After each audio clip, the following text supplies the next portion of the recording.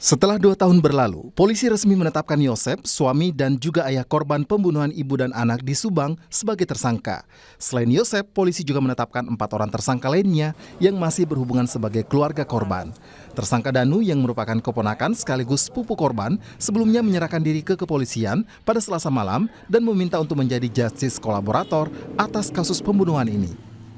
Jadi memang saudara D datang pada tanggal 16 Oktober ya, datang bersama pengacaranya, memang datang untuk menyampaikan terkait dengan inisiasi untuk menjadi justice kolaborasi. Tetapi dari pemeriksaan sebelumnya pada tanggal 19 September sudah dilakukan pemeriksaan terhadap saudara D ini dan memang sudah ada pengakuan di dalamnya. Jadi atau sudah ada hasil keterangan yang memberikan data bahwa memang kejadiannya tentang siapa-siapa pelaku semua sudah disampaikan. Pada saat itu kita tidak melihat bagaimana dia datang atau menilai bagaimana posisinya dia, tetapi kita sendiri sudah mempunyai data yang bisa menguatkan terhadap kelima tersangka tersebut, termasuk saudara D ini. Saat ini 2 orang tersangka yakni Yosep dan Danu telah ditahan di Mapolda Jawa Barat.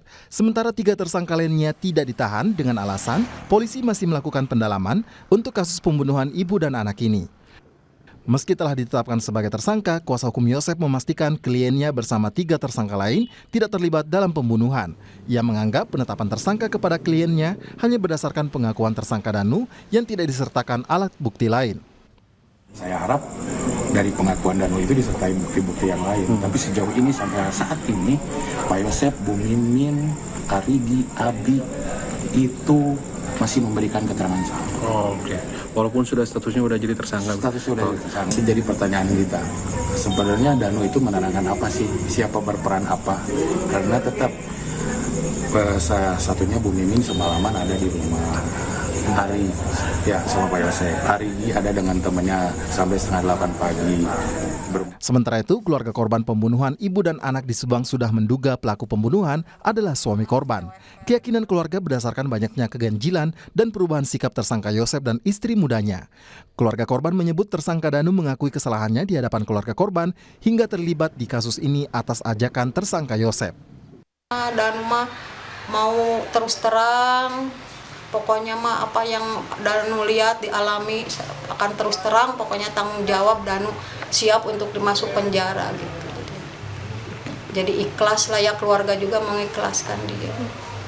Walaupun Danu terhadap keluarga gimana waktu dia bercerita sebelumnya? Ya dia nangis.